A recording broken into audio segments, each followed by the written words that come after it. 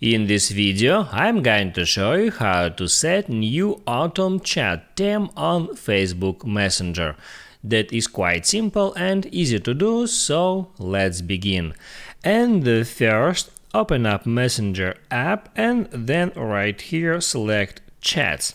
Next, just open up some conversation and there, in order to set a theme for that conversation, all you have to do is right there at the very top, tap at recipient's name and right here tap at theme. Now it shows you up all the themes that you can select, and if you want to set autumn theme, just hit on it. Now you can see at preview how it looks like, and then if you want to set this theme, just hit on select, and now you can move on to that conversation to see how this theme looks like. If this video helped you out, don't forget to like and subscribe.